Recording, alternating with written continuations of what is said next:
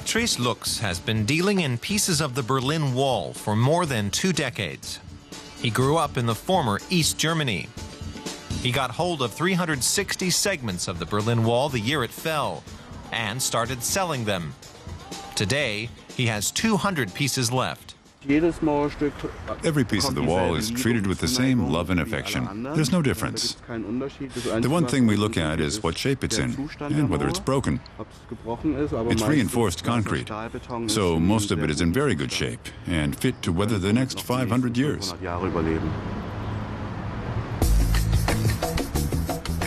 The segments have been painted by different artists and cost up to 500,000 euros apiece. Patrice Lux even sold one piece for €1 million. The symbolic meaning behind the wall has changed since 1989. Back when it still divided Berlin, it symbolized oppression. The wall should remind us that systems can be overthrown.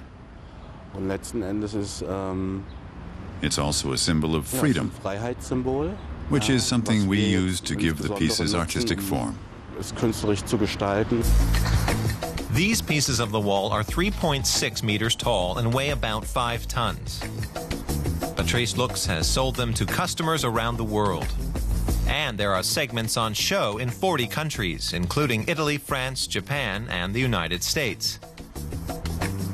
To mark the day when construction of the wall began 50 years ago, Patrice Lux has set up what he calls the Freedom Park along the wall's original path through the city. Some of his original pieces have already been sold. The fall of the wall in 1989 gave rise to a lucrative new industry. People started chipping away at the east-west barrier and selling the pieces. Volker Pawlowski owns several tons of wall fragments. Since 1992, he's been selling them to souvenir shops around Berlin. He also owns the patent for postcards that contain chips of the wall, known as clip cards. His patented acrylic-encased chunks of the wall sell for about €5. The Berlin Wall business is booming, and many tourists visiting the German capital want to take a piece home. We have a small part of the mirror because we came in 1991, and you could take a part from the mirror. So mine is about like this, and now it's in Mexico, just as a particular souvenir. Even 2 decades after the collapse of communism, the trade in wall fragments is still big business. Over time, buyers have become increasingly curious whether the pieces are authentic. It looks like this. If you want to see if the piece is real, it's hard to tell by the color.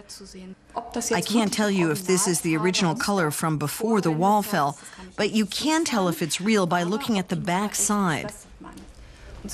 You can still see the imprint of a piece of wire here.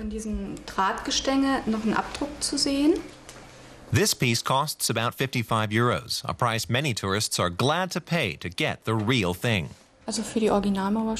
I would say that Americans are the ones who are really excited about having the real thing. They'll buy really big, heavy pieces, even though they have a long way to travel. German porcelain manufacturer Rosenthal has been making miniature versions of the wall for the past 2 years. Sibylle Stadter is in charge of merchandising. This €60 piece is designed by Patrice Lux. To us, they're little representatives of peace, in the sense that they harken back to the peaceful revolution. And you can collect them and build a little wall of your own.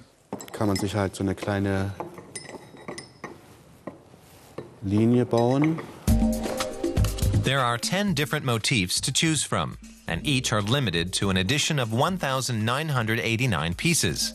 After all, the wall fell in 1989. Each handcrafted miniature is unique.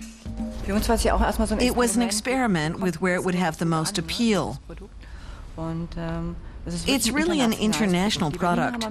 Berliners have a problem with it because the wall had a completely different meaning to them. But on an international level, people think it's really great, especially Americans, the English and Japanese.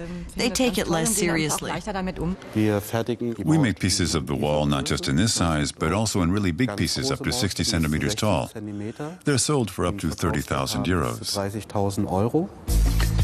A lot goes into making these pieces before they're fired at 1200 degrees Celsius.